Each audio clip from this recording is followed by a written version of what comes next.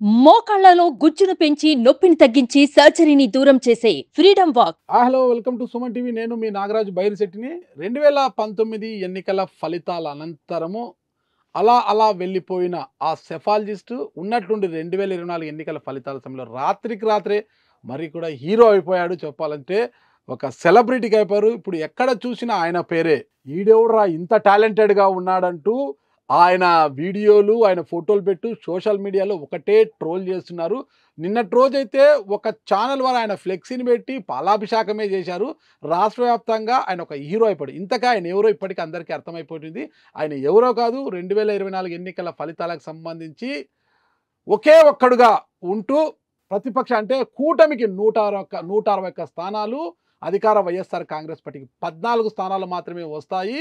అధికార వైఎస్ఆర్ కాంగ్రెస్ పార్టీ ప్రతిపక్ష హోదా కూడా కోల్పోనుందని గట్టిగా దమ్ముగా చెప్పిన ఏకైక సెఫాలజిస్టు ఆయనే కిరణ్ కొండేటి. అందరూ ముద్దుగా కేకే అంటుంటారు. కేకే సర్వేతో ఆయన ఏ విధంగా సర్వే చేశారు, అసలు ఏంటి, ఆయన నిజంగా క్షేత్రస్థాయిలో సర్వే చేయించారా లేదంటే ఒక రాయి వేశారా ఏంటి అనే దాన్ని కూడా ఇంటర్వ్యూలో మనం తెలుసుకుంటాం. నమస్తే కేకే గారు. ఓకే, ముందుగా మీకు అభినందనలు తెలియజేస్తున్నాను. ఎందుకంటే 2019 చేసే విధానం ఓకే ఓకే థ్యాంక్ యూ అండి, థ్యాంక్ యూ. 2019 ఎన్నికల్లో ఒక ఖచ్చితమైన ఫలితాన్ని అయితే మీరు చెప్పారు ఆ రోజు. ఈ రోజు కూడా అంతే ఫలితాన్ని ఇచ్చారు మీరు. 161 ప్లస్ 14 అన్నారు. కానీ కొంత తేడా, అంటే 164 11 వచ్చాయన్నమాట. అంటే ఇక్కచ్చిగా ఇంకా 99% ఇచ్చేశారనమాట మీరు. అసలు అంత ఖచ్చితత్వంగా నియోజకవర్గాల లిస్ట్ కూడా ఇచ్చారు, ప్రతి డీటెయిల్స్ ఇచ్చాం. అంత ఖచ్చితత్వంగా ఎలా ఇచ్చారు ఏంటి, అసలుకి నిజంగానే క్షేత్రస్థాయిలోకి వెళ్ళి ఈ సర్వేలని చేశారా లేదంటే మీకున్న సీనియారిటీతో అనుభవంతో అలా గులకరాయో బండరాయో వేసి అది తగిలిందా, అదృష్టం కొద్దిగా తగిలిందా అనేది అర్థం కాని ప్రశ్న. ఒక్కసారి వివరించండి, అసలు మీ సర్వే యొక్క ప్రామాణికత ఎలా ఉంది, ఎలా చేశారు, ఏం కథ అసలుకి? మనం సర్వే చేసేది సార్ యూట్యూబ్ కోసమో లేదా మామూలుగా ఎక్కువ వ్యూవర్షిప్ కోసమో రీచ్ కోసం కాదు. మనం ఎమ్మెల్యేని కాంటాక్ట్ అయ్యి ఆయన సార్ మీకు సర్వే చేసి పెట్టడం జరుగుతుందని విలేజ్ వారిగా కావాలా లేదా మండల వారికి ఎలా చేయమంటారని అడిగి ఆయన మనం ఆర్డర్ తీసుకొని చేసి పెడుతుంటాం. ఇది సర్వే. లాస్ట్ టైం మనకు బ్రాండ్ వచ్చింది కాబట్టి ఆబ్వియస్లీ ఉంది కాబట్టి వాళ్ళు మనల్ని కాంటాక్ట్ అయ్యే పొజిషన్లో ఉన్నాం ఇప్పుడు అట్లీస్ట్. సో వాళ్ళు కాంటాక్ట్ ఇక్కడ కావాలని చెప్పినప్పుడు అది టీడీపీ ఎమ్మెల్యేకైనా చేస్తాం, వైఎస్ఆర్సీపీ ఎమ్మెల్యేకైనా చేస్తాం, జనసేన ఎమ్మెల్యేకైనా చేస్తాం, బీజేపీకైనా చేస్తాం. ఇండివిజువల్ మనం క్యాండిడేట్ చేస్తాం కానీ పార్టీలు చేయం. సో ఒక క్యాండిడేట్ నుంచి మనకు ఆర్డర్ వచ్చినప్పుడు చుట్టుపక్కల నియోజకవర్గాలు ఉన్నట్టు కూడా కొద్ది శాంపుల్స్ తీసుకొని అక్కడ పరిస్థితులు ఏదో వెరిఫై చేస్తున్నాం. ఆర్డర్ వచ్చినా ఆర్డర్ రాకపోయినా, ఎందుకంటే ఫైనల్గా 170 నియోజకవర్గాలు ఎలా ఉంది మన సర్వే నుంచి ఎక్స్పెక్ట్ చేసేది అదే. దాంట్లో చేసేటప్పుడు కూడా మేము ఇంతకుముందుతో పోలిస్తే ఇంకొక లేయర్ ఎక్స్ట్రా యాడ్ చేసి 4 లేయర్స్గా చేస్తాం సార్. ఫస్ట్ లేయర్ ఏంటంటే ఇనిషియల్గా ఒక 500 శాంపుల్ నుంచి 1000 శాంపుల్స్ వరకు 170 నియోజకవర్గాలు తీస్తుంటాం. ఆర్డర్ వచ్చిన క్రమంలో మనం డేటా సైన్స్ పరంగా అక్కడెక్కడ ఎమోషన్స్ని ఎలా ఉన్నాయి అని చెప్పి మనం దాన్ని నెంబర్స్ రూపంలో కన్వర్ట్ చేసి ఒక రిపోర్ట్ తయారు చేసుకుంటాం. అంటే మన సర్వే రిపోర్ట్ వచ్చింది, మనం డేటా సైన్స్ వాడినటువంటి ఒక రిపోర్ట్ వచ్చింది. అంటే ఎమోషన్స్ వీళ్ళు ఎలా మారుతున్నారు, అక్కడ రేట్లు పెరగడం వల్ల ఎలా ఉంది, లేకపోతే ఈ కులం వాళ్ళు ఎలా ఉన్నారు, ఈ వయస్కులు ఎలా ఉన్నారు, ఈ విధంగా రిపోర్ట్ ఉంటుంది. మూడోది ఏంటంటే ఇప్పుడు నాగరాజు గారు లాంటి స్లీపర్ సెల్స్ మాకుంటారు, ఒక 40-45 మంది ఉన్నారు మొత్తం రాష్ట్ర వ్యాప్తంగా. నాగరాజు గారికి మేము ఫోన్ చేసి కొంతమంది స్లీపర్ సెల్ కావాలండి సార్, మీరు స్లీపర్ సెల్ అంటే ఎగ్జాంపుల్ చెప్పాను సార్, మిమ్మల్ని స్లీపర్ సెల్ అంటే మీ అభిమానులు నా మీద దాడి చేస్తారు. మీకు ఇప్పుడు వచ్చిన అభిమానంతో పోల్చుకుంటే నాకు అభిమానం లేరండి. నాకందరూ ఇప్పుడు చాలా మంది, అంటే నాకు ఓ ఛానల్లో నేను పని చేసినప్పుడు ఆ ఛానల్ లైన్లో పని చేయాల్సి వచ్చింది కాబట్టి నేను ఆ ధర్మాన్ని పాటించాల్సి వచ్చింది. నేను ఎప్పుడు న్యూట్రల్గా ఉండేవాడిని. ఈరోజు నేను సుమన్ టీవీలోకి వచ్చిన 1.5 కాలంలో ఈరోజు నేను న్యూట్రల్గా ఉంటున్నాను. ఏ పార్టీకి నాకేం లేదు, ఏ పార్టీకి నేను చేసిన ఏ పార్టీ నాకు చేసేది ఏం లేదు. అన్ని పార్టీలు నన్ను చేస్తున్నారు, తిడుతున్నారు కొంతమంది. నేను బాధపడంలేండి, ఒక జర్నలిస్ట్గా అవన్నీ సహజం మనకు. కానీ గతంలో నేను పనిచేసిన సంస్థ ఆ లైన్ తీసుకొని ఉంది కాబట్టి, ఆ సంస్థ అధినేత ఆ అధికార వైఎస్ఆర్ కాంగ్రెస్ లో ఉన్నారు కాబట్టి, మిలితం ఉన్నారు కాబట్టి ఆ లైన్ లో చేయాల్సి వచ్చిన తర్వాత అక్కడి నుంచి నేను బయటకు వచ్చి సుమన్ టీవీలోకి వచ్చిన తర్వాత నేను న్యూట్రల్ గా ఉన్నాను. ఏ పార్టీకి సంబంధం న్యూట్రల్ గా పోతున్నాను నేను. అందుకు నా భవిష్యత్తులో కూడా సుమన్ టీవీలో ఇలాగే నేను న్యూట్రల్ గానే నా జర్నలిజం కొనసాగుతుందని గట్టిగా చెప్తాను. నాకు ఏ పార్టీతో సంబంధం లేదు, న్యూట్రల్ గా ఉంటాను నేను. జర్నలిస్ట్ చెప్పేది ఏంటంటే నాగరాజు గారిని ఆ విధంగా భావించి చూడొద్దు, ప్రతి ఒక్కరు సీనియారిటీకి రెస్పెక్ట్ ఇవ్వండి. 25 ఏళ్ల నుంచి జర్నలిజంగా ఉండి పొరపాటును కూడా ఆయన కమెంట్ చేయడానికి సాహసించద్దు. ఏదైనా ఒక ఛానల్‌లో ఉన్నప్పుడు ఆ ఛానల్ లైన్‌లో తీసుకోవడం, ఆ ఛానల్‌కి అనుకున్నట్టుగా వాళ్ళు చెప్పినట్టు సీఈఓలు అనుకున్నట్టుగా మాట్లాడడం సహజం అది ఎవరైనా ఉన్నప్పటికీ. సో మన పాయింట్‌కి వస్తే మూడో లేయర్ వచ్చేసి స్లీపర్ సెల్స్ సార్. నాగరాజ్ అనే వ్యక్తి మామూలుగా మనకు లాస్ట్ టైం చేసినప్పుడు బాగా పరిచయం చేసుకోలేరు. ఇప్పుడు ఆయన డాక్టర్ కావచ్చు, లేకపోతే మనం పేమెంట్ ఇచ్చి చేయించుకుని ఆయన కావచ్చు. కాకపోతే ఆయన ఇచ్చే ఇన్ఫర్మేషన్ అంటే విలేజ్ వారీగా ఒక రిపోర్ట్ ఇస్తారన్నమాట. సరే ఈ విలేజ్‌లో ఇలా ఉంది, ఈ విలేజ్‌లో బల్జోలు ఇలా ఉంటున్నారు, ఈ విలేజ్‌లో ఈ వడ్డీ రేట్లు పెరగడం వల్ల లేదా కరెంట్ రేట్లు పెరగడం వల్ల ఈ విధంగా ఎఫెక్ట్ ఆక్వా రైతుల మీద ఎఫెక్ట్ పడింది. ఈ రైతు మామూలుగా చెరువు గుంటలు లేకపోతే మామూలుగా రొయ్యల గుంటలు అంటే ఆక్వాకి సంబంధించిన వాళ్ళు బాగా అగెనిస్ట్‌గా ఉన్నారు సార్ అని. ఇలాంటి విలేజ్ వారీ రిపోర్ట్ ఇస్తారు. ఇది మూడో లేయర్. ఇప్పుడు ఎమ్మెల్యే గారు మనకి యాజ్ ఇట్ ఈస్‌గా ఆర్డర్ ఇచ్చారు కదండీ! దాన్ని యాజ్ ఇట్ ఈస్‌గా తీసుకుని అదే ఆర్డర్ మనం ఒక చిన్న కంపెనీకి ఇస్తాం అవుట్‌సోర్సింగ్. మనతో పాటు ట్రావెల్ చేసే చిన్న చిన్న కంపెనీలు జిల్లా వారీగా పెట్టుకొని చేసుకుంటున్న సర్వే కంపెనీలు వాళ్ళకి ఇస్తాం. అంటే ఈ మూడిట్లో ఏమైనా మిస్ అయిందా అనేది కూడా వెరిఫై చేసుకునేకి. ఈ 4 లేయర్లు వెరిఫై చేసుకొని కన్సాలిడేట్‌గా ఒకే లైన్‌లో ఉన్నాయి. ఒక గ్రామం తీసుకోండి సార్. ఆ గ్రామంలో మనం ఇనిషియల్‌గా తీసుకున్న రిపోర్టు అదే విధంగా ఉండాలి. మనం డేటా సైన్స్‌తో మన అల్గారిథమ్స్ ప్రకారం తీసుకున్న రిపోర్ట్ ఒకటేలాగా ఉండాలి. స్లీపర్ సెల్స్ ఆయన ఇచ్చిన రిపోర్ట్ ఒకేలా ఉండాలి. అంటే 70% వైఎస్ఆర్‌సీపీకి, 30% కూటమికి ఫేవర్‌గా ఉందని వచ్చిందనుకోండి. ఈ 3 అలాగే ఉండాలి. అట్లాగే ఎక్స్టర్నల్ నుంచి వచ్చిన రిపోర్ట్ అదే లైన్‌లో కుదిరిందనుకోండి కరెక్ట్‌గా. మనం ఎక్కడో బాగా చేస్తున్నట్టు. ఏదైనా మంది మిస్ అయినా, వాళ్ళది మిస్ అయినా గానీ ఎక్కడో లైన్ మిస్ అయిందని.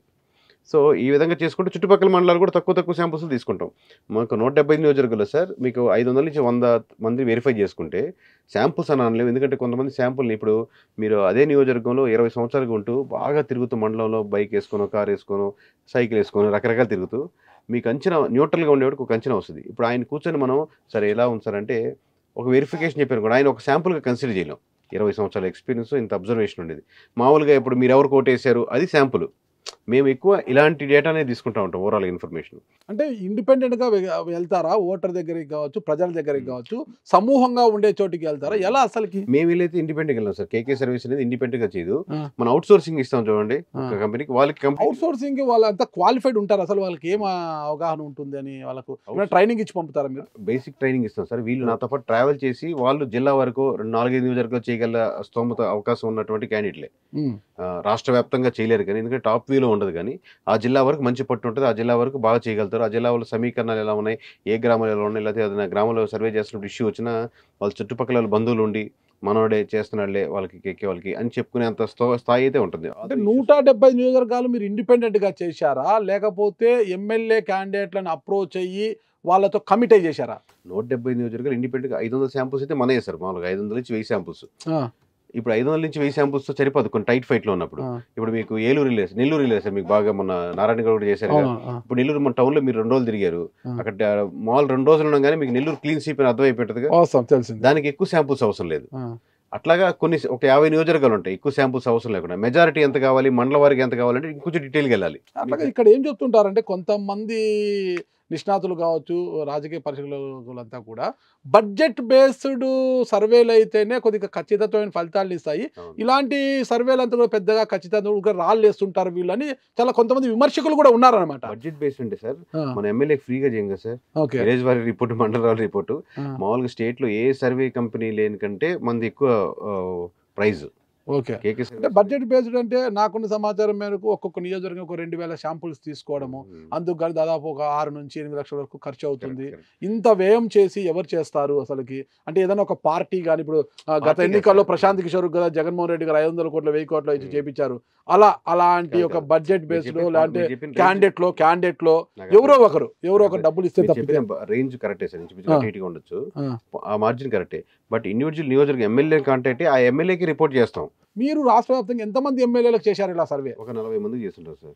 40 మందికి మీరు సర్వే చేస్తే 175 నియోజకవర్గాల్ని ఎలా బేస్ చేసుకొని 161 నియోజకవర్గాల్లో కూటమి అధికారంలోకి రాబోతుందని ఇచ్చారు అసలు మీరు? ఇప్పుడు మీరు మధ్యలో ఆపేస్తున్నారు.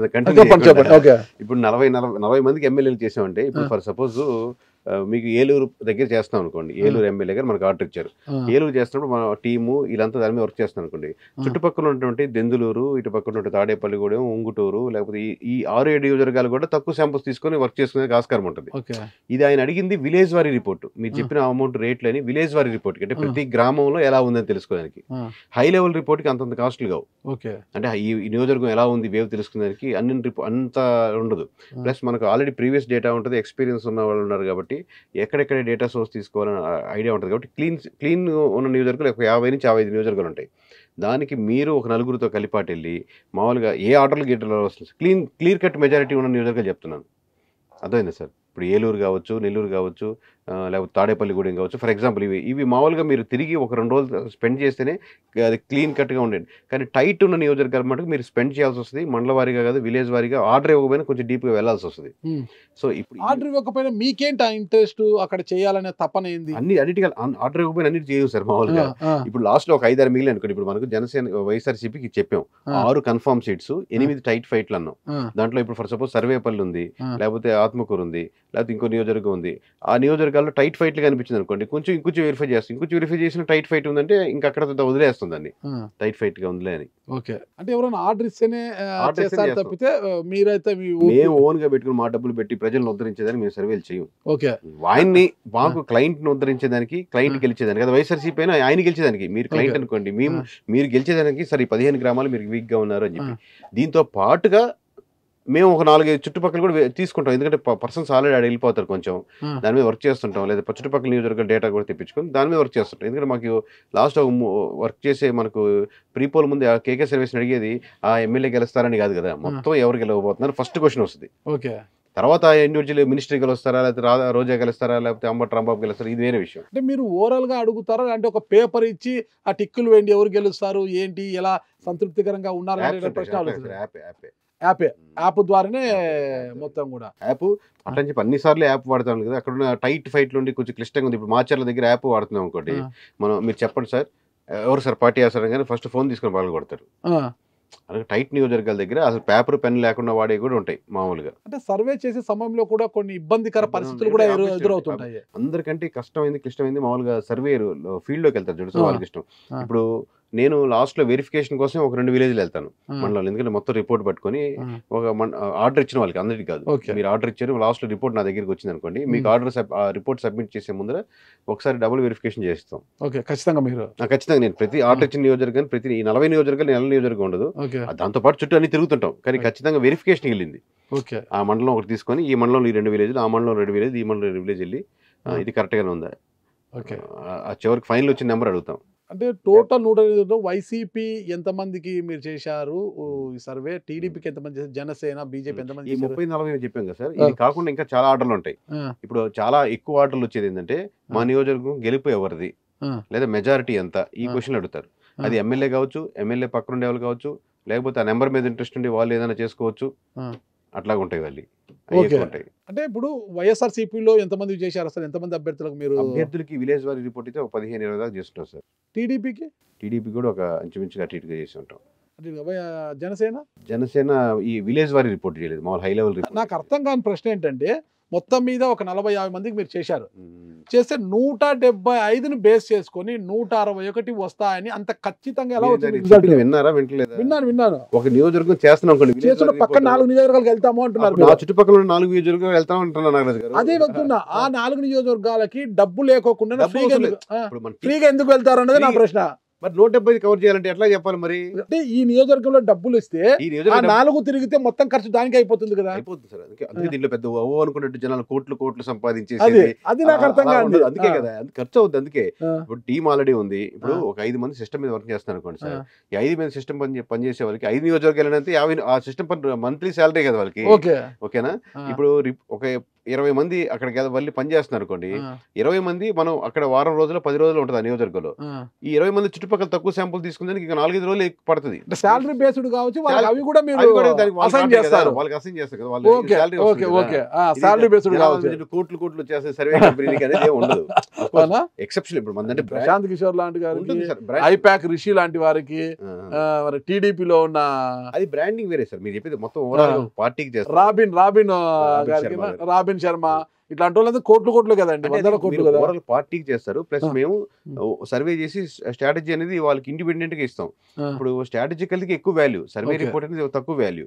స్ట్రాటజికల్ అంటే పార్టీ ఎలాంటి స్టెప్స్ తీసుకోవాలి, ఎలాంటి స్టెప్స్ తీసుకోకూడదు, ఎలాంటి మూవ్స్ తీసుకుంటే ఎమోషనల్ గా చేంజ్ అవుద్ది, సమీకరణలు ఎలా మారుతున్నాయి, వెల్ఫేర్ స్కీమ్స్ ప్రధానమా లేకపోతే మామూలుగా ఎలాంటి మామూలు పీపుల్ స్కీమ్స్ చేంజెస్ అయ్యే వాళ్ళ జీవితాల్లో మార్పులు ఎలాంటివి తీసుకురావాలి, ఇలాంటివి వాళ్ళు స్ట్రాటజికల్ గా ఉంటారు. మీరు మీ ఇండిపెండెంట్ క్యాండిడేట్ కూర్చోబెట్టి రిపోర్ట్ ఇచ్చాక మీరు కూర్చునే భంగి మీద కాదు, మాట్లాడే భంగి మీద కాదు, ఎక్కడ 15 విలేజ్లు మార్చుకోవాలి, ఎక్కడ ఉండాలి, మీరు రోజు నోట్ చేసుకోండి, మార్నింగ్ ఒక 2 hours దీనికి స్పెండ్ చేయండి, సమస్యల మీద వర్క్ చేయట్లేదని మీకు ఎక్కువ నెగిటివ్ ఫీడ్బ్యాక్ వస్తుంది, ఇది ఇస్తాం ఆయన రిపోర్ట్. దాంట్లో ఇప్పుడు మీరు ఎప్పుడైనా సర్వే చేసి ఈ ఎన్నికల్లో సర్వే చేసి మీ ఫీడ్బ్యాక్ ఇలా ఉంది ఇది మార్చుకోవాలంటే హేళనగా నవ్విన వారు కానీ అది ఏం లేదా, ఏందబ్బా మనకు బ్రహ్మాండంగా ఉంది నువ్వేమో వచ్చి ఇలా చెప్తున్నావు? సార్ మీరు చెప్పింది ఫస్ట్ చెప్పారు కదా, ఒక అమౌంట్ ఇచ్చి ఒక ఎమ్మెల్యే గారు ఎందుకు చేయించుకుంటారు, అది మనకు కొంచెం బ్రాండింగ్ ఉంది కదా, నాకు నెగిటివ్స్ చెప్పండి, నెగిటివ్స్ చెప్పండి, కరెక్ట్ చేసుకుంటాను, లేదా ఇంకేమైనా చెప్పండి, నాకు పొరపాటు నేను పాజిటివ్ చెప్పదని చెప్పి మరి ఇచ్చేవాళ్ళు ఉంటారు. ఆఫ్ కోర్స్ మన అంటే ఎక్స్పీరియన్స్ ఉంది కాబట్టి అది ఫస్ట్ ఇనిషియల్ చెప్పేవాళ్ళు, ఇప్పుడు చెప్పట్లేదు.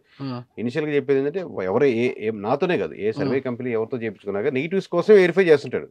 మాతో కాదు, చిన్న చిన్న కంపెనీస్ ఏమైనా చేయించుకున్నా కానీ ఆ నెగిటివిటీ ఎక్కడ ఫ్యాక్టర్ ఉందని, అంతేగాని వాళ్ళు నవ్వేది కాదు కదా. ఇప్పుడు మీరు ఉప్పు కారం చూడండి సార్, చూడంగా నవ్వుతారా, ఈ ఉప్పు ఎక్కువ ఉందని కొంచెం తగ్గిస్తే బాగుంటుంది ఏదో మీరు చెప్తారు కదా. నాపుచేనే పండుని నిరూపించారు నిన్న మీరు.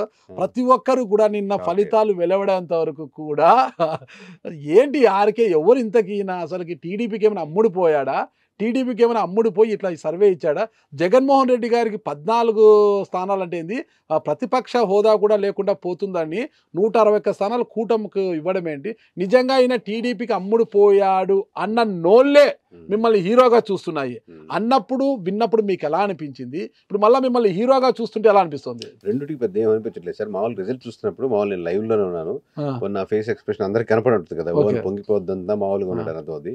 అయితే నేను చూస్తున్నప్పుడు నెంబర్ టీవీ ఇట్లా చూస్తాం లైవ్ సెషన్స్ ఉన్నప్పుడు +2-3 వస్తుందా, లోపలే ఉంటుందా, +5 దాటుతుందా అనేది చాలా ఛానల్స్ ఇంటర్వ్యూ చేశారు. ఒక నిజంగా భారీ తేడాతో ఉంటే నేను సర్వీస్ ఆపేస్తానని చెప్పాను క్లారిటీగా. అంటే అది కరెక్ట్ కాదు కదా, మనం ఒక ఫీల్డ్లో ఉండి ఒక అసెస్మెంట్ అందులో సింగిల్ నెంబర్ చెప్తున్నాం మేము. లాస్ట్ ప్రతి పార్టీకి మా దానికి తేడా ఏంటంటే మార్జిన్ పెట్టుకుంటారు, 120 నుంచి 135, 130 నుంచి 150 ఇట్లా పెట్టుకుంటారు. ఏ మాత్రం 10 ఇటు తగ్గినా 10 అటు పెరిగినా కొంచెం తగ్గినా ఏంటి అనుకుందానికి అని చెప్పేస్తారు. సేఫ్ జోన్ అరుగు మీద కూర్చున్నతనే మామూలుగా ఒక నెంబర్ చెప్పేస్తున్నారు. జగన్మోహన్ రెడ్డి 100 దాటితే అబ్బా అవును కదా, అదే అటువంటిది మనం ఇంత సర్వే చేసి మనం అట్లా మార్జిన్ చెప్పడం ఏంటి అని మాకు క్వశ్చన్ వేసుకొని we'll go with single number. మీరు ఏ పార్టీకి సంబంధించిన వ్యక్తి కాదు? ఏ పార్టీ కాదు. ఇప్పుడు బౌన్సర్లు ఉన్నారా మీకు? పెట్టుకోమని ఎక్కువ మంది చెప్తున్నారు సార్. అవునా? అది ఎందుకంటే ఆ ధైర్యం ఏంటి, ఆయన మేము బాహుబలి కటౌట్ కాదు, కండలు తిరిగిన వీరుడు కాదు, కేకే సామాన్యంగా ఉంటాడు, ఒక చూడడానికి షార్ట్గా ఉంటాడు, కానీ ఇంత ధైర్యంగా వైసీపీకి ప్రధాన ప్రతిపక్ష హోదా కూడా రాదు, 14 స్థానాలకే పరిమితం అయిపోతాంది అని ధైర్యంగా దమ్ముగా చెప్పాడంటే ఏంటి ఆ దమ్ము అసలుకి అనేది అందరికి. ఎందుకంటే అది జరగకుండా పొరపాటున వైసీపీ అధికారంలోకి వచ్చి ఉంటే చెప్పానండి, ఒక్క నిమిషం, రాదన్న విషయం మనం పక్కన పెట్టండి, ఏదైనా బండ్లు ఓడలు కావచ్చు, ఓడలు బండ్లు అవుతాయి, అది కాదు. ఒకవేళ వచ్చి ఉంటే కేకే గారి పరిస్థితి ఏంటి అనేది కూడా ఇక్కడ ఇంపాసిబుల్ కేసు. అది మామూలు మీరు ఒక నెంబర్ మీరు టేప్ తీసుకొని ఇది కొలత చేస్తారు 6 అడుగులు ఉందని, 6 నుంచి 6:15 లేకపోతే 5:30 5 ఆస్కారం ఉంది, నీట్ గా అంత కొలిచిన మీ దగ్గర టేపే రైట్ మొత్తం వెరిఫై చేసుకొని 4 అడుగులు అయితే ఏందని ప్రశ్న. నేను ఒకటి మీరు మీ సెఫాలజీ అంటే మీ సర్వే సంస్థ ఎప్పుడు స్థాపించారు, ఎప్పుడు స్టార్ట్ చేశారు? 2017 సార్, 18 నుంచి 19 ఫస్ట్ ఇంచుమించు ఐ థింక్ యూనివర్సిటీ స్థాయి నుంచి కూడా ఆరామ్ అస్థాన్ కూడా అదే స్థాయిలో చేశాడు. ఓకేనా? ఆరామ్ అస్థాన్ కూడా తెలంగాణలో ఖచ్చితంగానే ఇచ్చాడని చెప్పొచ్చు మనం ఫలితాల విషయంలో, ఇచ్చాడు. మరి ఈసారి 94 నుంచి 104 వైసీపీకి వస్తాయి అని ఆయన ఇచ్చాడు. ఆయన కూడా మీరు చెప్పిన టేపు పెట్టుకొని దబ్బలు పెట్టుకొని కొలిచే చెప్పి ఉండవచ్చు ఆయన కూడా. మరి ఆయన ఫలితం ఫెయిల్యూర్ అయింది కదా ఇక్కడ. ఆరామస్థాను అంటే అప్పటి వరకు వచ్చిన సర్వేలను బట్టి చాలామంది భయపడ్డారు. అంటే టీడీపీ వాళ్ళు 1కి 2 ఇస్తాం అని పందాలు కాస్తే కూడా వైసీపీ వాళ్ళు పందాలు కాయడానికి భయపడ్డారు. ఎప్పుడైతే ఆరామస్థాన్ సర్వే బయటికి వచ్చిందో ఆరామస్థాన్ని నమ్మే వాళ్ళు చాలామంది ఆయన మీద నమ్మకంతో 100 కోట్ల పందాలు కాసి ఈరోజు ఆస్తులు పోగొట్టుకొని కట్టుబట్టలతో బయటకు నిలబడ్డారు కూడా ఉన్నారు ఏపీలో. ఆస్తులు కొంతమంది తెలంగాణలో కూడా ఉన్నారు, ఆస్తులు పోగొట్టుకున్నారు. అంటే ఆరామస్థాన్ మీద అంత నమ్మకంతో ఈరోజు కేకే గారి మీద ఎంత నమ్మకం ఉందో అదే నమ్మకం ఆరామస్థాన్ మీద ఉంటుంది కదా. ఆరామస్థాన్ పరిస్థితి ఏమైంది ఇప్పుడు? ఎప్పుడు మనం అనుకున్నది జరుగుతుందని కాదండి, ఒక్కొక్కసారి తప్పు కావచ్చు. తప్పు కావచ్చు అనట్లేదు సార్, తప్పు అవ్వచ్చు. బట్ ఈస్ట్ కి వెస్ట్ కి తేడా ఉంది అంటున్నాను.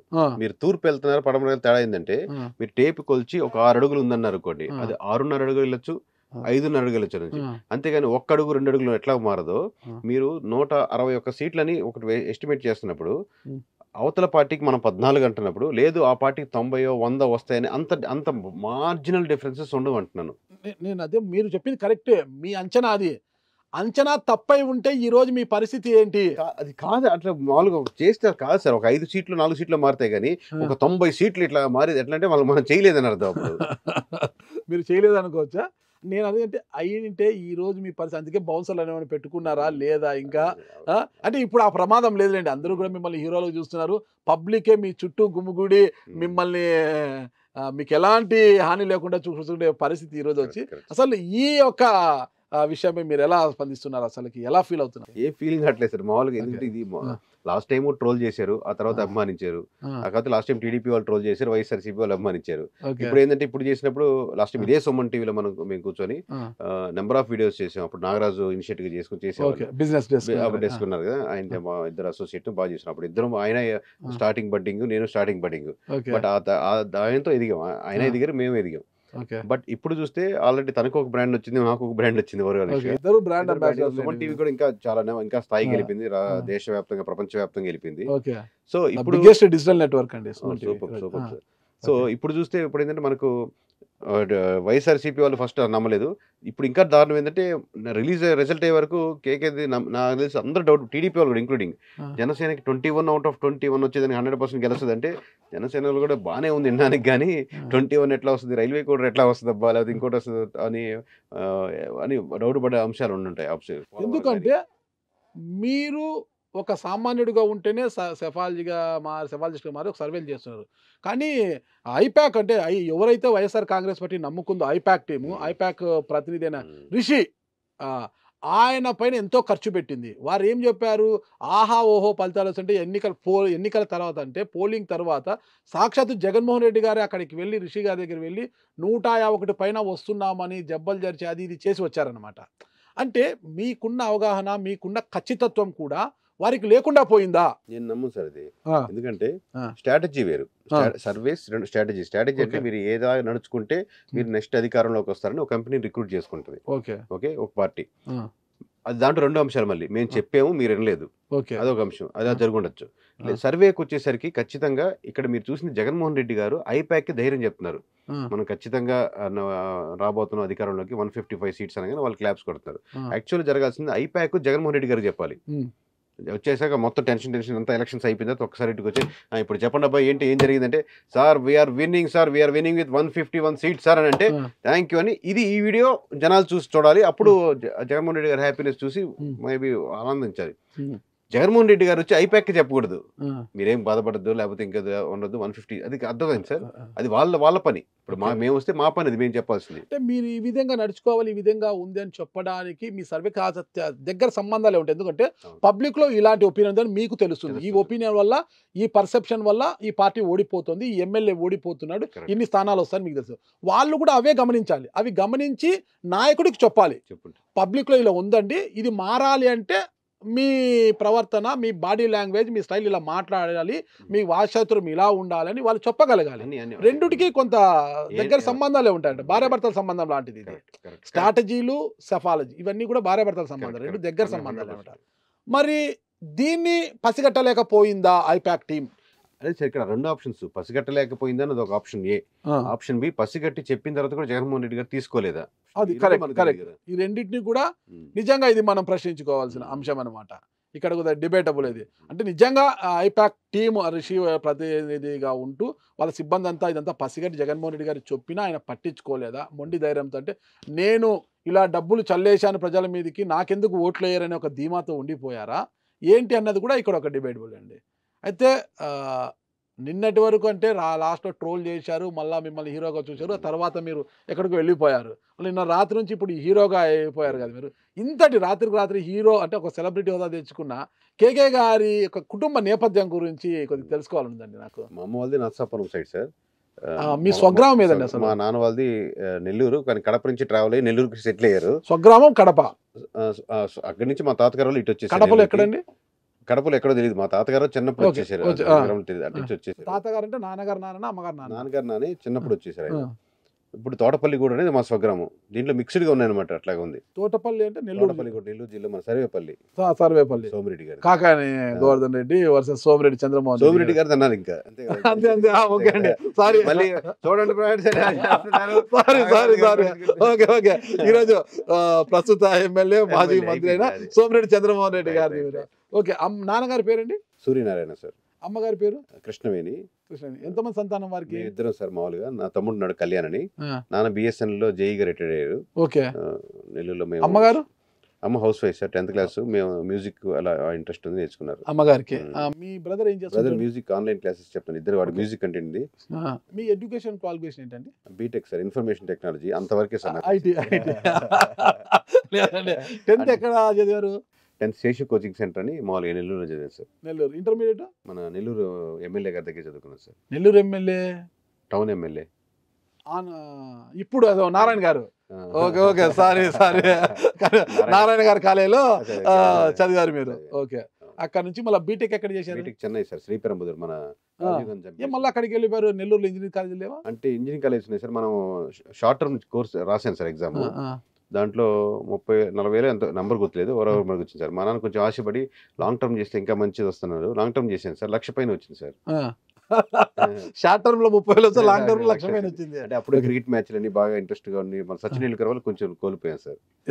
సచిన్ వల్ల కొంచెం కోల్పోయాను. సచిన్ వలన అప్పుడు ఆయన బాగా ఆడుతుంటే మనం మ్యాచ్లు ఎక్కువ చూడడం, ఆయన ఇన్స్పైర్ తో మనం ఎక్కువ మ్యాచ్లు ఆడడం అన్నట్టు ఊపు ఉంది అప్పుడు. మంచి క్రికెటర్ మీరు? బాగానే ఆడేవాళ్ళు సార్. అంటే పర్లేదు. ఆల్రౌండరా అంటే బ్యాట్స్మెన్ బౌలరా? All-rounder sir. ఆల్రౌండర్. అంటే కీపింగ్ తక్కువ, మిగతా ఫీల్డింగ్ అని అట్లాగే. Okay okay. ఆల్రౌండర్ అంటే బ్యాట్స్మెన్ బౌలింగ్ లేండి, కీపింగ్ అవన్నీ ఉండాలండి. ఆల్రౌండర్ అంటే అన్ని కాదులేండి. Keeping, batting, bowling. నాగరాజు గారు ఇంటర్వ్యూకి వెళ్తున్నారంటే మీరు ఆచి చూసి మాట్లాడండి. బ్యాటింగ్ బౌలింగ్ ఉంటే ఆల్రౌండర్ అంటారండి, కీపింగ్ ఫీల్డింగ్ కాదు. Okay okay. ఎన్నో డౌన్ వెళ్ళేవారు క్రికెట్ లో? అంటే అప్పుడు స్టార్టింగ్ లో పిన్ చిట్టర్ కాన్సెప్ట్ ఉండేది సార్. పిన్ చిట్టర్ ఇప్పుడు అది తగ్గింది కానీ, అంటే ఫస్ట్ లోనే పడాలి, కొట్టేసి దక్కడక్కడ కొట్టేసి ఎప్పుడైతే అప్పుడు అవుట్. ఆ కాన్సెప్ట్ ఎక్కువ ఇష్టం ఉండేది. స్కోర్ ఎంత అండి? 83 అట్లా ఉంది సార్ అప్పుడు. Super super. 83 అంటే సచిన్ మీ జీవితాన్ని సగం తొక్కేశాడు, సగం నాశనం చేశాడు. సగం నాశనం చేశాడు. అంటే వర్షం అటు పడుతున్నా కానీ చెన్నైలో మనకు అప్పుడు రూమ్ లో టీవీ లేకపోతే పక్కింట్లో ఎక్కడ కిటికీలో కనబడుతున్నా అలా వర్షంలో అలాగే టీవీ చూస్తూనే ఉండేవాడిని. నాన్నగారు BSNL ఎంప్లాయ్ కదా, ఇంట్లో టీవీ లేదా? ఇక్కడ కదా సార్, చెన్నైలో రూమ్ లో. చెన్నైలో రూమ్ లో ఉన్నప్పుడు మనకు అంటే కొన్ని అన్ని రూమ్ లో టీవీ ఉండవు కదా అప్పుడు. ఆ టైంలో 2003-04 ఆ టైంలో చెప్తున్నాను. అప్పుడు ఇంకా ఇంత డిజిటల్ గా వచ్చేసి ప్రతి రూమ్ లో టీవీ అంత లేదు. అంటే పేదరికం అట్లా అని కాదు, మామూలుగా రూమ్ లో టీవీ. చెన్నైలో వెళ్ళి చదువుతున్నారంటే పేదరికం కాదులేండి. పేదరికం కాదు, ఉండదు. మామూలు నెలాఖరికల్లా ఖర్చు అయిపోయి నెలాఖరి ఎత్తుకునే టైమే. Okay okay okay. నాన్నగారు అంత కష్టపడి ఇంజనీరింగ్ చదివించారు, అది ఇన్ఫర్మేషన్ టెక్నాలజీ ఐటీ చేశారనమాట. జస్ట్ ఐటీ నుంచి అట్లా సాఫ్ట్వేర్ అట్లా ఇప్పుడు వెళ్ళలేదు మీరు? సాఫ్ట్వేర్ నేను 8 years చేశాను సార్. 8 years. ఏ కంపెనీ చేశాను? ఏ ప్లాట్ఫామ్ లో? నేను testing sir. Okay. Testing tools 8 years చేశారనమాట. ఓకే. ఆ తర్వాత ఎందుకు మళ్ళీ ఈ సెఫాలజీ వైపు మీకు దృష్టి మళ్ళింది? దీని మీద మీకున్న నాలెడ్జ్ ఏంటి, మీకున్న అవగాహన ఏంటి? అసలుకి ఈ విధంగా చేయాలి, ఈ విధంగా సర్వే ఇలా చేయాలి. ఎందుకంటే ఒక సర్వే చేయడము, ఒక వ్యక్తికి దగ్గరికి వెళ్ళి ఇక్కడ ఎవరు గెలుస్తారు, ఈ పార్టీ పరిస్థితి ఏంటి, అసలు ఇట ఉన్నా ఇదేంటని అడగడం కూడా అదొక టాలెంట్ అనమాట. అది లేకపోతే ఆ నేర్పరితనము అదంతా లేక, ఓర్పు నేర్పరితనము రెండూ ఉండాలి.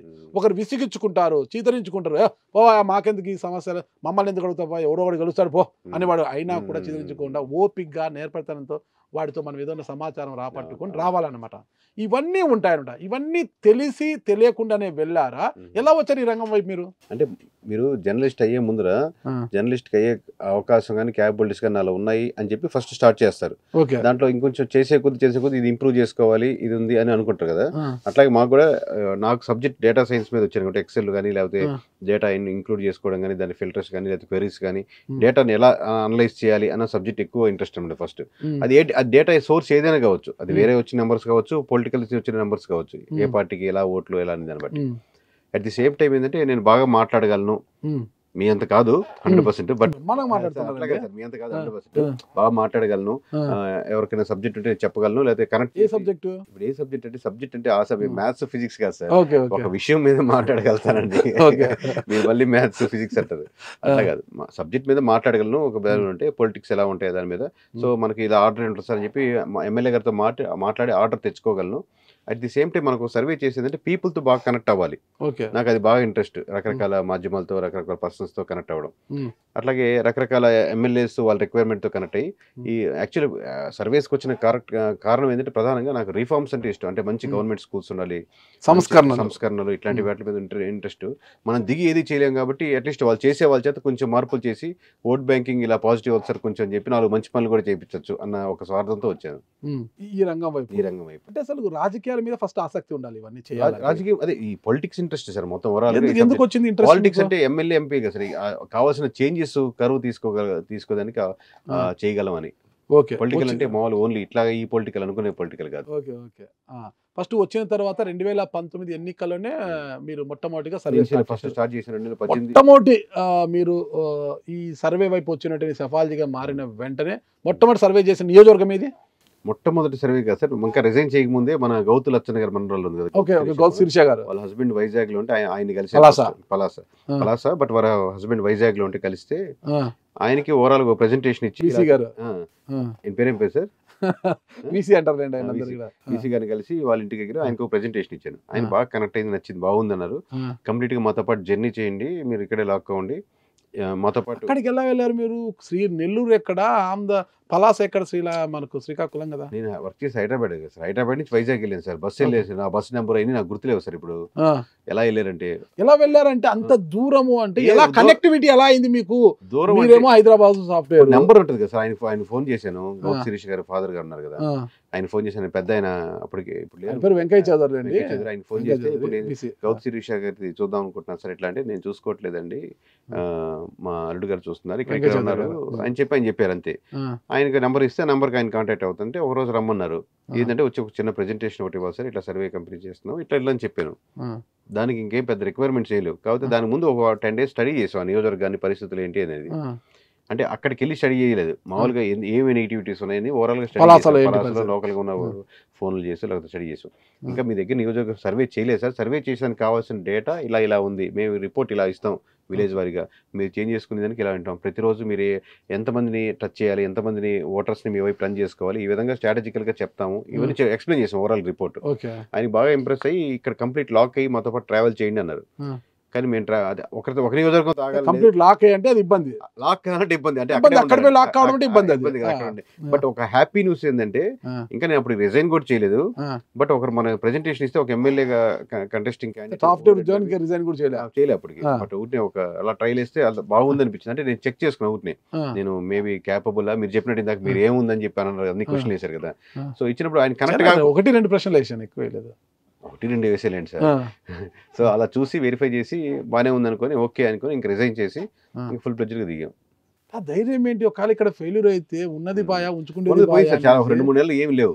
తర్వాత మళ్ళీ మావిడి గోల్డ్ కూడా లోన్ పెట్టి మళ్ళీ 5 లక్షలు అప్పు తీసుకొచ్చుకుని మళ్ళీ వెళ్ళాం. రెండోసారి నిదానం చిన్న ఆర్డర్లు వచ్చాయి. అంటే 2019లో మొట్టమొదటిసారిగా మీరు గౌతు శిరీషతో మాట్లాడారు, సర్వే చేశారు, మళ్ళీ చేయలేదా? చేయలేదు. ఆ తర్వాత ఎవరికి చేశారు మొట్టమొదటిసారిగా? ఆ తర్వాత చాలా మంది చేశాను సార్. ఇప్పుడు క్లయింట్లు వాళ్ళంతా ఓడిపోయినారు, ఎందుకు వచ్చింది అంతే అంటారా?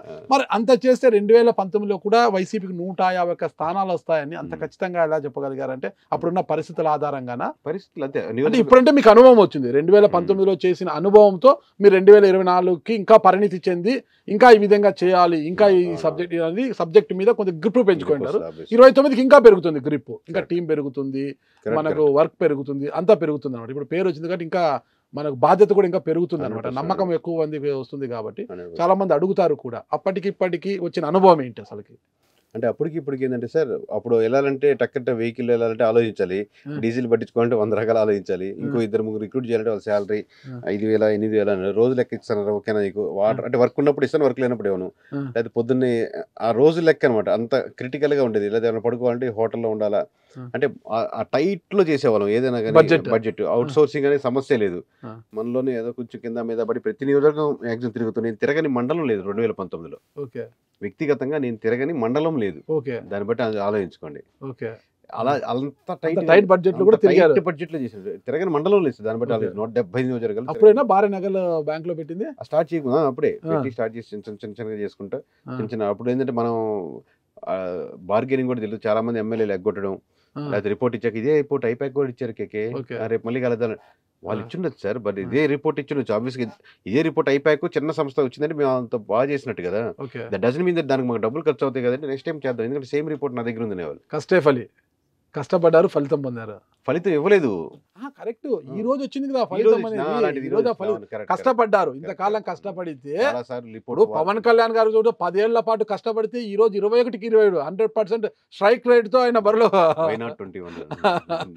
స్ట్రైక్ రేట్ తో వచ్చారు. ఆయన 21కి 21 వచ్చారు పవన్ కళ్యాణ్. అలాగే అప్పటి కష్టం, అప్పుడు కష్టపడ్డారు కాబట్టి ఈ రోజు ఫలితం పొందారు. ఆ ఫలితం గారు హీరో అయిపోయారు. మీరు ఈ రోజు హీరో అంటే ఒక రోజు కాదు సార్. దీని అంటే హీరో నేను యాక్సెప్ట్ చేస్తాను. ఎందుకంటే ఇంత కోట్ల మందికి రీచ్ అయింది నాకు తెలుస్తుంది. బట్ ఇది ఒక్క రోజుతో వచ్చిన జర్నీ. ఇంత జర్నీ చేస్తేనే కదా ఈ రోజు. ఎంతో జర్నీ చేస్తేనే మెగాస్టార్ గా బిరుదు పొందడానికి, మెగాస్టార్ కావడానికి చిరంజీవి గారికి ఎంతో కాలం పట్టింది. అతిరథ మహారాజులంతా ఢీ కొట్టి ఆయన మెగాస్టార్ గా రూపాంతరం చెందడానికి, ఆ స్థాయికి రావడానికి చాలా కాలం పట్టింది. అలా కేకే గారికి కూడా ఇంత కాలం జర్నీతోనే ఎన్నో కష్టాలను, ఎన్నో ఒడిదుడుకులను, భారీ నగలు కూడా తాకట్టు పెట్టి రంగంలోకి వచ్చారంటే ఏ ధైర్యం ఉండాలి. అంటే నిజంగా మనకు 1-2 సార్లు ఫెయిల్యూర్ అయితే, మనకు డబ్బు రాకపోతే, ఉన్న ఉద్యోగాన్ని వదులుకొని ఉపాధి కోల్పోయి భార్య బిడ్డలతో ఎలా ఉండాలనేది ఆలోచన ఎవరికైనా ఉంటుంది. అలా చూసే వచ్చి ధైర్యం అంటే, ఆ ధైర్యం అంటే కష్టపడాలి, ఫలితం పొందాలనే ఒక ఆకాంక్షతో వచ్చారనమాట. మొత్తానికి ఫలితం పొందారండి. ఇప్పుడు ఫైనల్ గా ఒకటానండి. ఇప్పుడు నెక్స్ట్ 2029 నాటికి ఏ పార్టీ అయినా మిమ్మల్ని హైర్ చేసుకొని మొత్తం మా పార్టీ కోసం పనిచేయండి, మా పార్టీకి స్ట్రాటజీస్ చెప్పండి, సర్వేలు చేసి పెట్టండి అని ఎవరైనా ఆఫర్ ఇస్తే, ఒక ఏపీ తెలంగాణ కాదు దేశవ్యాప్తంగా వెళ్ళడానికి సిద్ధంగా ఉన్నారా? అంటే పార్టీ కోసం కాదు సార్. పార్టీ ఇచ్చిన క్వశ్చన్ కి ఇప్పుడు మాకు ఇది కావాలి, ఈ అంశం అదే చేసి పెడతాం. మీరు చెప్పేది అసోసియేట్ అనేది ఒక పార్టీ. ఒక ఇప్పుడు మనం వరకు ప్రశాంత్ కిషోర్ లాగాను, ఒక రిషి లాగాను, ఒక ఐపాక్ రిషి లాగాను, లేదంటే రాబిన్ శర్మ లాగాను, ఇట్లా ఎవరితోనే కలిసి పని చేయడానికి అసోసియేట్ రెడీగా లేదు సార్. ఎందుకంటే కారణం ఏంటి అంటే అదే ఇందాక చెప్పినట్టు లాక్ అవ్వడం ఇండిపెండెంట్ గా ఉండాలి, స్వతంత్రుడిగా ఉండాలి, మనకి ఏ పార్టీ ఇమేజ్ ఉండకూడదు. అట్లా కూడా మీరు వర్క్ ఇచ్చారు 170 నియోజకవర్గాలు ఇలా చేసి పెట్టండి, లేకపోతే ఈ క్యాండిడేట్స్ కి ట్రైనింగ్ ఇచ్చి పెట్టండి, లేకపోతే ఫర్దర్ గా మా దాంట్లో పార్టీలో ఈ 20 మంది నెక్స్ట్ ఎమ్మెల్యేలు అనుకుంటున్నాం వాళ్ళకి ఇచ్చి పెట్టండి, లేకపోతే వీటి మీద వెరిఫికేషన్ చేసి వీళ్ళు నిజంగా ఉంచాలి, ఈ క్యాండిడేట్ నెక్స్ట్ తీసేయాలా, ఎవరికి నష్టం ఉంది అని అట్లాంటి వర్క్స్ ఇస్తే చేసి పెడతాం. అంతే. పార్టీలకు అతీతంగా ఎవరు ఏ నాయకుడు వర్క్ ఇస్తే చేస్తాం తప్పితే పార్టీలతో అసోసియేట్ వాళ్ళతో మింగిలే నేను పని చేయను, లాక్ కాను అంటారంట. లాక్ కావడం మీకు ఇష్టం లేదు. అసలు మామూలుగా లేదు సార్. ఎక్కడ దాచిపెట్టాలో అర్థం కావట్లేదు. నాకేమైనా అప్పిస్తారా? దానికేమో సార్ ఇంతకంటే చెప్పాం కదా సార్, ఖర్చు దాని పాటు బ్రేక్ ఈవెన్ అయిపోతూ ఉంటుంది. అంటే ఇందులో ఇప్పుడు గ్రాండ్ గా చేద్దాం అనుకున్నాం, దానికి ఇప్పుడు మనం మంచిగా బెస్ట్ గా చేద్దాం, చెప్పే బలం గట్టిగా చెప్దాం అనుకున్నాం. అదే కూర్చొని మామూలు ప్రెస్ మీట్ పెట్టి పేపర్ కూడా చదివేయచ్చు. కానీ ఎందుకు బలంగా చెప్దాం అనుకుంటే కొంత కాన్ఫిడెంట్ గా ఉన్నాం కూడా ఖర్చు పెట్టినా పర్లేదు, మనం చెప్పేది గ్రాండ్ ఇయర్ లుక్ లోనే ఉండాలి. సో దట్ అది నెక్స్ట్ దానికి బడ్జెట్ పెట్టుబడిగా అవుద్ది మనకు ఒకసారి బ్రాండ్ ఇమేజ్ గానీ వచ్చిందంటే అని. నిన్నటి వరకు చూడలే, విన్నాను మీ గురించి, మీ రిపోర్ట్లు చూశాను, చాలా బాగా ఇచ్చారు. ఎవరైనా ఎలా ఉంటారు చూడాలని ఈ రోజు మార్నింగ్ మిమ్మల్ని పిలిపించి ఇప్పుడు చూస్తున్నాను. సూపర్ మాస్ మహారాజా లాగా ఉన్నారు. ఏంటి అసలు? ఏం లేదు, మామూలుగానే ఉన్నాను సార్. అంతేనా? మాస్ మహారాజా జుట్టు, ఆ గడ్డము, అదంతా జుట్టు యూనిక్ స్టైల్ సార్. కొంచెం అది కూడా ఉందా మళ్ళా? జుట్టు దూకోమంటుంటారు, దూకుంటే గుర్తుపట్టరేమో, ఇలాగే ఉంచుకుంటాం అని చెప్పి అలా మెయింటైన్ చేస్తాం. Love marriage sir. అర్థమైందండి. యూనిక్ స్టైల్ ఇది అంతకే. ఖచ్చితంగా ప్రేమించారా, ప్రేమించబడ్డారా? ఇద్దరం ప్రేమించుకున్నాం సార్. అంటే ఎవరిని ఫస్ట్ ప్రేమించారనేది కదా ఇక్కడ. అంటే అట్లా ఒక్కసారిగా ప్రేమించుకోవడం లేదు, మామూలుగా అలా ఫ్రెండ్స్ లాగా ఉండి ఎలా ట్రావెల్ చేసుకుంటూ. ఎక్కడ కలిసారు అమ్మాయి? నేను ఇక్కడ సాఫ్ట్వేర్ కి ముందు మైండ్ క్యూ అని ట్రైనింగ్ సెంటర్, అక్కడ ఇద్దరం కలిసి కోచింగ్స్ అక్కడే చేసాం సార్. ఏదో ఫర్ లూప్ ఏదో మిస్టేక్ చేస్తుందని చెప్పి అక్కడ ల్యాబ్ లో ఫర్ లూప్ కోసం కరెక్ట్ చేయడానికి వెళ్తే అది లూప్ నేను ఇద్దరం కలిసి ఒక లూప్ లో పడిపోయాం సార్. ఎంతమంది సంతానం అండి? 2 కొడుకులు సార్. ఓకే. పెద్దోడి పేరు చెగువరా, మన చెగువీర అంటారు కదా తెలుగులో, Pawan actual Kalyan. Pronunciation Che Guevara sir. Che Guevara చిన్నోడు 4 సంవత్సరాలు, పెద్దోడికి 5th క్లాస్కి వెళ్తాడు. వచ్చన్ ఓకే. చిన్నోడి పేరు. ఓకే. ఈ తేడా పేర్లు పెడుతున్నా అని చెప్పి మా ఏం పేరు? వచ్చన్ వచ్చన్. మాటిస్తానే ఉంటాం కదా సార్. ఓకే ఓకే వచ్చన్ వచ్చన్ బి కరెక్ట్. అంటది. అంటే నేనేదో ఆన్సాన్ సూకి అమ్మాయి పుడితే అట్లాంటి ఏదో పేర్లు అనుకుంటున్నాను. ఇట్లాంటివి చేసి ఫస్ట్ వాడికి ఆప్షన్ ఇచ్చింది. కమ్యూనిస్ట్ భావజాలం అంతా మా నాన్న communist leader sir. Okay. BSNL ఎంప్లాయీగా ఉంటూ కమ్యూనిస్ట్ లీడర్. ఆ భావజాలం ఎక్కువ ఉన్నట్లుంది. NFT leader. ఓకే. అంతే. అందుకే డిస్ట్రిక్ట్ లీడర్. పవన్ కళ్యాణ్ గారికి బాగా ఫాలో అవుతారు అనుకుంటా. నేనేం ఫాలో కాదు సార్ అట్లా. Okay okay. ఆయన చెగురు అని ఆయన పుస్తకాలు చదవడం అంతా చేస్తుంటారు కదా ఆయన. మీరు టెక్నికల్ గా మీరు చెప్తారు. భయపడుతుంటారు సార్ ట్రోలింగ్స్ కి వాటికి? నేను పట్టించుకోనండి. నాకు 100 ట్రోలింగ్ జరిగింటాయండి నా మీద. బూతులతో ట్రోలింగ్ జరుగుతాయి. నేను చూసి నవ్వుకొని పక్కన పెట్టేస్తుంటాను. ప్రెజర్ ఫీల్ అవ్వడం కానీ అబ్బా లేదండి లేదండి. ఫ్యామిలీని తిట్టినప్పుడు కొంత ఫీల్ అవుతా. స్టార్టింగ్ లో చెప్పారు చూడండి, ఆ. నేను మళ్ళీ ఆన్ రికార్డ్ కాబట్టి మళ్ళీ చెప్తున్నాను. కూర్చోగానే ఏమండి మీకు మంచి ఇమేజ్ వస్తుంది, చాలా ఫాలో అవుతుంది, దీన్ని ఎక్కడా కూడా మీరు అహం వైపు వెళ్లకుండా అది ఇది జాగ్రత్తగా మాట్లాడుకోండి మీరు చెప్పారు. ఆ. అది ఆఫ్ రికార్డ్ ఉంది కాబట్టి నాన్ రికార్డ్ కోసం నేను మళ్ళీ చెప్తున్నాను. సో యాజ్ ఏ బ్రదర్ గా మీరు చెప్పింది ఎప్పటికీ గుర్తుపెట్టినారు. నేను సహజంగా నా నేచర్ లో కూడా మీరు నా మాటల్లో తెలిసి ఉండొచ్చు ఉండదు, బట్ తెలియకుండా ఏదైనా ఫ్యూచర్ లో వచ్చేదానికి కారణాలు ఉన్నా దాన్ని కాన్షియస్ గా తగ్గించుకుంటాను. ఖచ్చితంగా. రేపు ఎప్పుడైనా నా వీడియోలు చూసి కేకే మీరు కొంచెం కళ్ళల్లోనో మాటల్లోనో బలుపు కనపడుతుందంటే మీరు ఎప్పుడైనా నాకు ఫోన్ చేసి ఖచ్చితంగా ఒక బ్రదర్ గా నేను ఖచ్చితంగా మీకు సజెస్ట్ చేస్తా. ఫైనల్ గా ఒకటే, ఇంత పేరు వచ్చింది ఈ రోజు, ఒక హీరో అయిపోయారు, సెలబ్రిటీ అయ్యారు. మీ శ్రీమతి గారు కావచ్చు, ఆ రోజు నగలు తీసుకెళ్లి బ్యాంకులో తాకట్టు పెట్టిన రోజు తను భయపడి ఉండవచ్చు. ఈ రోజు తన భర్త ఒక హీరో అయిపోయాడు. తన తల్లిదండ్రులకు కూడా ఒక హీరో లాంటి కొడుకును కన్నారని ఒక ఆనందం ఉంటుంది అనమాట. తల్లిదండ్రులు కావచ్చు, మీ నాన్న అమ్మగారు కావచ్చు, భార్య కావచ్చు, ఈ రోజైనా మీకు హ్యాపీగా ఉన్నా సార్. మొన్న ఇంకా ఒక 10 days బ్యాక్ కూడా ఇంకొంచెం గోల్డ్ లోపలే ఉంటే మొన్న విడిపించాను. ఓకే. మరి ఇప్పుడు వచ్చిన కోట్ల డబ్బులతో కోట్ల లేవు సార్, బ్రేకింగ్ అలా ఏం ఉండదు. వేసుకుంటే కోట్లు కాదు. నరసింహ అని మా అపార్ట్మెంట్ లో ఉంటారు. నరసింహ అని 202 ఉంటారు. ఎప్పుడు ఎన్ని కోట్లు వచ్చాయి కేకే, ఎన్ని కోట్లు వచ్చాయి అడుగుతా ఉంటారు. కోట్లు రావు స్వామి దీంట్లో. చెల్లెమ్మ, నీ ఒక ధైర్యానికి నేను హ్యాట్సాప్ చెప్తున్నాను. ఆ రోజు సోదరుడు కేకే గారు మీ నగలు అడిగి, అంటే ఈ సెఫాలజీ వైపు, ఈ సర్వేల వైపు వెళ్తున్నప్పుడు, ఆయన ఈ ఒక బిజినెస్ అనుకోవచ్చు, హ్యాపీ అనుకోవచ్చు, ఏదైనా అనుకోవచ్చు, ఈ రంగం వైపు వెళ్తున్నప్పుడు మీ నగలు ఇచ్చి తాకట్టు పెట్టుకొని ఖర్చుల కోసం ఇచ్చినప్పుడు అసలు మీరు ఏ ధైర్యంతో ఇచ్చారో నాకు తెలియదు, కానీ ఆ రోజు మీరు ఇచ్చిన ధైర్యమే ఈరోజు మీ వారిని ఈ స్థాయికి తీసుకువచ్చింది, ఒక హీరో స్థాయికి నిలబెట్టిందంటే ఆ కృషిలో మీ యొక్క ధైర్యం ఎంతో దాగి ఉంది. మీకు కూడా నేను హ్యాట్సాప్ చెప్తాను చెల్లమ్మ. ఖచ్చితంగా మీరు ఎలాగే ధైర్యంగా ఉండాలి. సోదరుడు ఇంకా మంచి పొజిషన్కి వెళ్తారని కూడా నేను ఆశిస్తున్నాను. థ్యాంక్ యూ కేకే గారు. ఖచ్చితంగా మీరు మంచి పొజిషన్ వెళ్ళాలి. ఇప్పుడు వచ్చిన పేరు ప్రఖ్యాతలను ఇలాగే నిలబెట్టుకోవాలి. ఏ పార్టీతో లాక్ కాకోకుండా ఇండిపెండెంట్గా వ్యక్తిగతంగా సర్వేలు చేస్తూ ఉన్నది ఉన్నట్టుగా నిక్కచ్చిగా మీరు సర్వేలు తెలియజేయాలని కోరుకుంటున్నాను. భవిష్యత్తులో కూడా ఇలాంటి ఫలితాలను ఇవ్వాలని కోరుకుంటున్నాను. థ్యాంక్ యూ అండి. నమస్తే. గుడ్ లక్ అండి. Okay okay. Thank you. Excellent sir. Suman టీవీలో మీ పర్సనల్ అండ్ బిజినెస్ ప్రమోషన్స్ కోసం కింది నెంబర్కి కాంటాక్ట్ చేయండి.